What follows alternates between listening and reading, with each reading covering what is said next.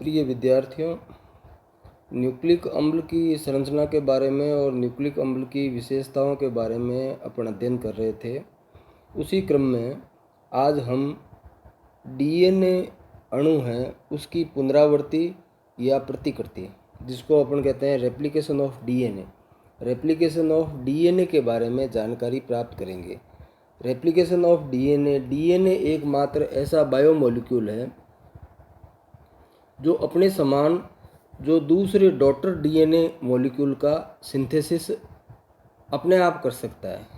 इसमें ये रिप्रोडक्शन की जो क्षमता होती है, इसी कारण से ये जो डीएनए है वो जेनेटिक मटेरियल के रूप में भी काम करता है और अपनी तरह के असंख्य अणुओं का निर्माण कर सकता है।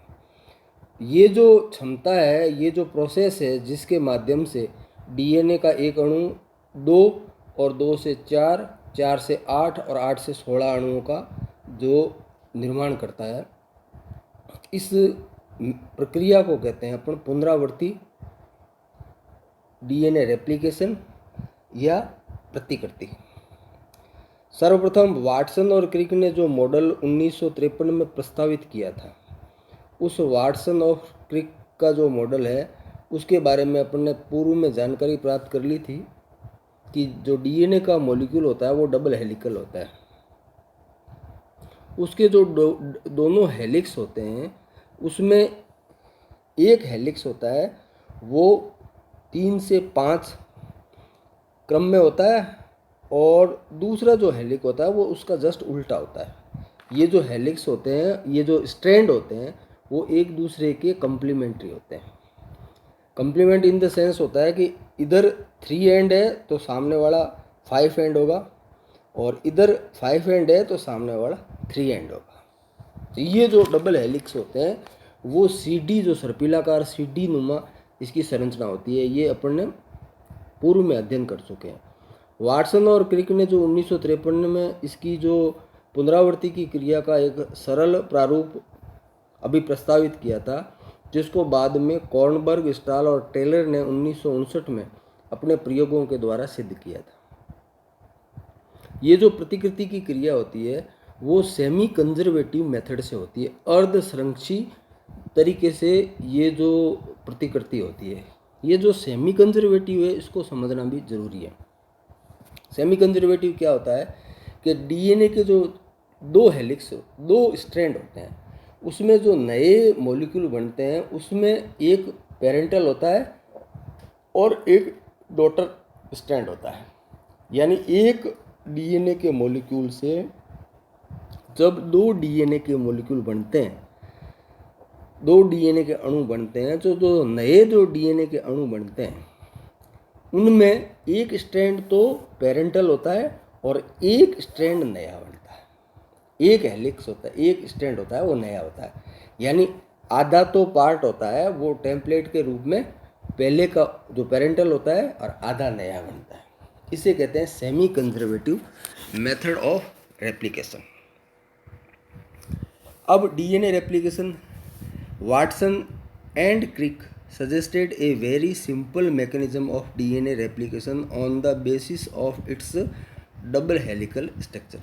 वाटसन और क्रिक ने डीएनए की जो द्विगुणित कुंडलिक नुमा संरचना है उसके आधार पर एक सिंपल सा सरल तरीके से जो रेप्लिकेशन की प्रक्रिया समझाने का मेथड दिया था। During replication the weak hydrogen bonds between nitrogenous base of the nucleotide separates so that the 2 polynucleotide chains of DNA also separate and uncoil।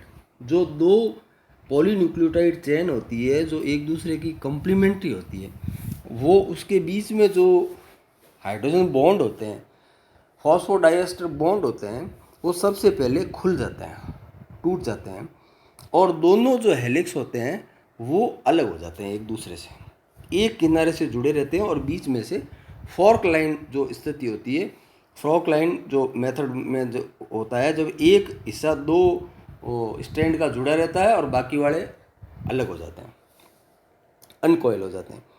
The chain the separate are complementary to one another. ये अपने को पता है कि ये जो stand जो अलग होते हैं वो एक दूसरे के पूरक होते हैं, कम्प्लीमेंट्री टू ईच अदर होते हैं। Because of the specificity of the base pairing each nucleotide of the separated chain attract its complementary nucleotide from the cell cytoplasm. जब ये एक दूसरे से अलग हो जाता है तो जो अलग हुआ हुआ हिस्सा है वो अपना जो अपोजिट पार्ट है उसको साइटोप्लाज्म में जो ऐसे न्यूक्लियोटाइड पड़े होते हैं उनको वो आकर्षित करता है। One the nucleotide are attracted to their hydrogen bond their sugar radicals unites through their phosphate component. वहाँ पे जहाँ से वो अनकॉइल हुए हैं वहाँ पे जो सेल के अंदर पड़े हुए न्यूक्लियोटाइड्स वो आकर अरेंज होने लग जाते हैं, complementing the formation of new polynucleotide chains. वो जुड़ के नई न्यूक्लियोटाइड चेन का निर्माण प्रारंभ कर देते हैं। दस द ई chain of double helix of the DNA serve as the template और model on which its complementary chain is built. जब दोनों हेलिक्स अलग अलग हो जाते हैं तो एक पुराना जो हेलिक्स होता है वो उसके टेम्पलेट के रूप में काम करता है और नया हेलिक्स उसके ऊपर बनता जाता है। The method of DNA replication is described as a semi conservative method. इसे अर्ध संरक्षी मेथड कहते हैं। अर्ध सेमी कंजर्वेटिव मेथड में क्या होता है कि डीएनए का जो मूल अणु है उसका एक जो पॉली न्यूक्लियोटाइड चेन है वो टेम्पलेट के रूप में होती है और एक नई होती है, एक पेरेंटल होती है एक डॉटर होती है। दोनों मॉलिक्यूल के अंदर एक पुरानी एक नई होती है। Because each daughter DNA is hybrid conserving one parental nucleotide chain and the other is newly synthesized. एक न्यूली सिंथेसाइज्ड होती है और एक पेरेंटल होती है।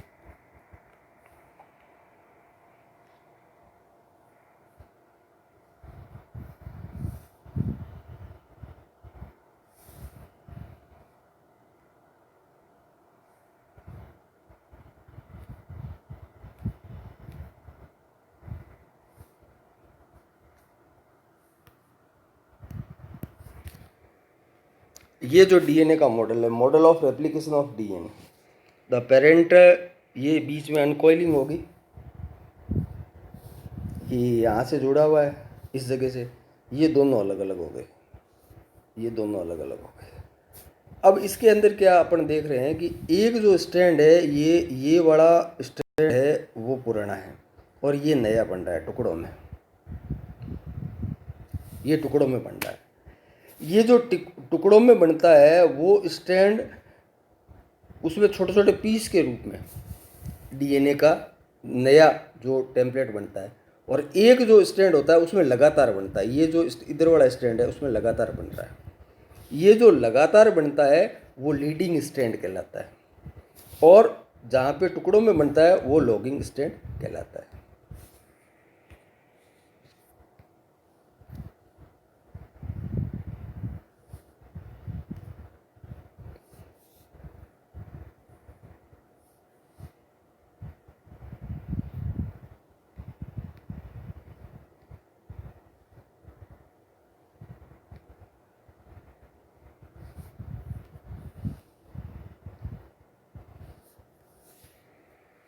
अब मैकेनिज्म में क्या होता है, the entire process of DNA replication involve following step.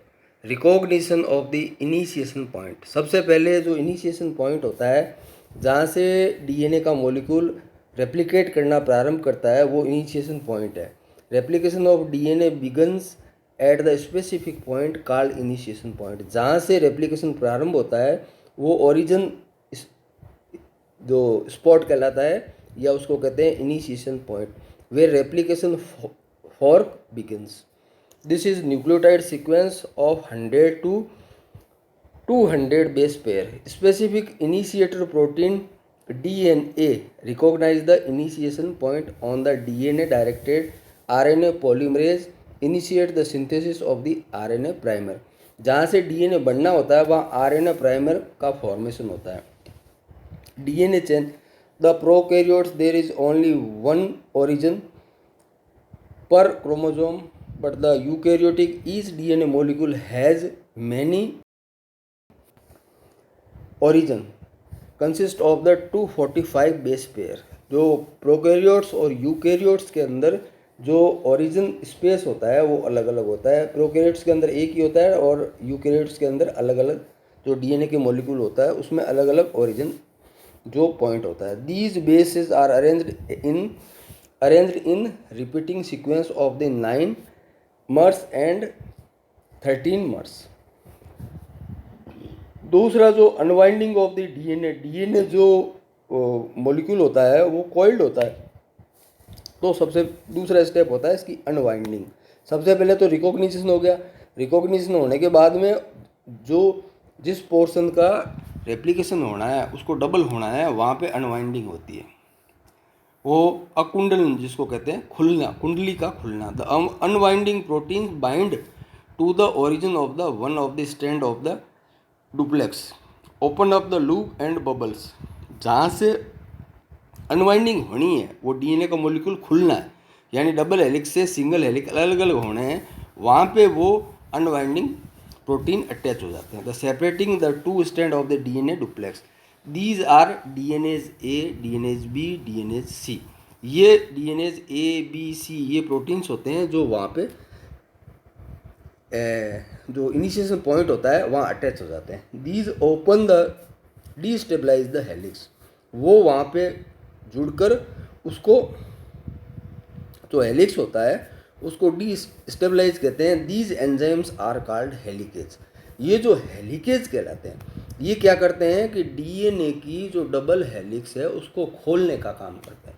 Helicase का काम है डीएनए के डबल हेलिक्स को खोलकर सिंगल स्ट्रैंड में कन्वर्ट करना। As unwinding proceeds a coiling tension is created ahead of the replication fork.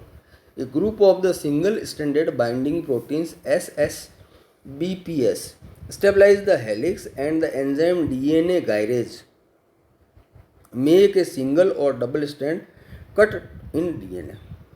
अब क्या होता है कि जिस जगह पर वो हेलिकेज उन दो स्ट्रैंड को खोलता है वो चूँकि फोल्ड हुए होते हैं वो वापस कॉइल नहीं हो, इसलिए वहाँ पे single stranded binding proteins SSBP वो प्रोटीन वहाँ पे अटैच हो जाती है। SSBPs प्रोटीन का काम है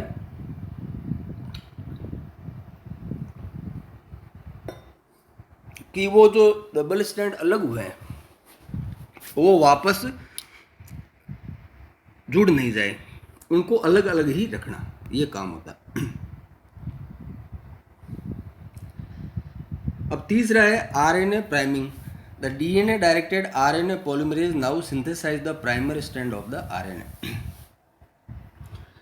डीएनए प्राइमिंग जो होती है उसमें डीएनए डायरेक्टेड आरएनए पॉलीमरेज जो एंजाइम होता है वहाँ पे एक प्राइमर बनाता है, आरएनए प्राइमर, ये उसका निर्माण होता है। Fourth, formation of DNA on RNA primer. अब आरएनए प्राइमर के ऊपर डीएनए का निर्माण प्रारंभ हो जाता है। The new strand of DNA are formed in 5 to 3 direction. जो नया डीएनए का मॉलिक्यूल होता है वो 5 से 3 डायरेक्शन फ्रॉम 3 to 5 टेम्पलेट। जो टेम्पलेट 3 से 5 डायरेक्शन का होता है उसके ऊपर 5 से 3 डायरेक्शन में डीएनए का मॉलिक्यूल बनना प्रारंभ हो जाता है। DNA by addition of the deoxyribonucleotide to the 3 end of the primer RNA. The addition is affected by DNA polymerase poly-3rd in the presence of the ATP. Once the synthesis of the DNA strand has been initiated, copol-3rd detached। अब क्या होता है कि जहाँ पे DNA का निर्माण प्रारंभ होता है एक स्ट्रैंड पर, उसमें एक स्ट्रैंड होता है वो लीडिंग स्ट्रैंड कहलाता है। The leading strand of DNA is synthesized 5 to 3 direction, यानी जो 5 to 3 डायरेक्शन पर जो डीएनए का निर्माण होता है वो लीडिंग स्ट्रैंड कहलाता है, वो वन पीस में उसका सिंथेसिस होता है। The lagging strand of the DNA is synthesized in the opposition. दूसरी साइड में लैगिंग स्ट्रैंड जो होता है उसके ऊपर छोटे छोटे सेगमेंट के रूप में 1000 न्यूक्लियोटाइड और 2000 न्यूक्लियोटाइड के पीसेज के रूप में नया डीएनए का मॉलिक्यूल बनता है। ये जो पीसेज होते हैं इन पीसेज को जिनका साइज होता है 1000 से लेके 2000 न्यूक्लियोटाइड, इन सेगमेंट्स को ओकाजाकी फ्रेगमेंट्स कहते हैं। ये ओकाजाकी फ्रेगमेंट है, वो एक जापानीज साइंटिस्ट थे, उन्होंने इस मैकेनिज्म को बताया था कि एक स्ट्रैंड होता है जिस पर लगातार डीएनए नया बनता है, वो लीडिंग स्ट्रैंड है, और दूसरा होता है लैगिंग स्ट्रैंड जिसके ऊपर 1000 से 2000 न्यूक्लियोटाइड्स के छोटे छोटे टुकड़ों के अंदर ये फ्रेगमेंट बनते हैं। उन फ्रेगमेंट का नाम होता है Okazaki fragment. Excision of the DNA RNA primer, once a small segment of the Okazaki fragment has been formed, the nucleotide of the RNA primer are removed from the 5 end of the one of the action of the 5 to 3 endonuclease activity of the DNA polymerase. Joining of the Okazaki fragments, the gap left between Okazaki fragments are filled by the complementary deoxyribonucleotide residue to RNA polymerase first. RNA polymerase first के द्वारा, जिसको अपन कहते हैं DNA ligase नाम का जो enzyme होता है, वो दो ओकाजाकी फ्रेगमेंट के बीच का जो गैप होता है उसको फिलअप करके और उनको एक लंबे सिंगल स्ट्रैंड में कन्वर्ट करने का काम करता है। उस एंजाइम का नाम होता है DNA ligase. In eukaryotic cells the mechanism of DNA replication is expected to be more complex than the prokaryotic. Prokaryote से जो यूकैरियोट के अंदर ये जो मैकेनिज्म होती है वो ज़्यादा कॉम्प्लिकेटेड होती है। ये मैकेनिज्म बताइए इसकी। ये डायग्रामेटिकल रिप्रेजेंटेशन है कि ये डीएनए का यहाँ इनिशिएशन पॉइंट है, ये प्रोटीन से डीएनए पॉलीमरेज थर्ड एंजाइम है, ये आरएनए प्राइमर बन जाता है यहाँ पे, ये आरएनए प्राइमर है। अब क्या होता है कि ये जो स्ट्रैंड है इसका नाम है लैगिंग स्ट्रैंड और ये है लीडिंग स्ट्रैंड। ये जो लीडिंग स्ट्रैंड है इसके ऊपर जो नया कंटिन्यूस सिंथेसिस होता है, ये कंटिन्यूस सिंथेसिस है। ये डीएनए का मॉलिक्यूल होता है, वो लगातार बनता है, ये लगातार बन रहा है। यहाँ पे ये टुकड़ों के अंदर बनता है। इन टुकड़ों को कहते हैं Okazaki fragment, first, second, third. अब इनको जोड़ने का जो काम करता है इस एंजाइम का नाम है डीएनए लाइगेज। ये जो मॉडल है वो डीएनए के ये सिंगल स्टैंडर्ड प्रोटीन SSBS, ये हेलिकेज जो एंजाइम होता है वो उसको अनबाइंड करता है। ये हेलिकेज एंजाइम है, ब्लू कलर का जो दिखाया हुआ है हेलिकेज एंजाइम है। ये जो समरी है इसकी कि डीएनए का जो रेप्लिकेशन है उसको अपन सरल तरीके से इस मॉडल से अपन समझ सकते हैं।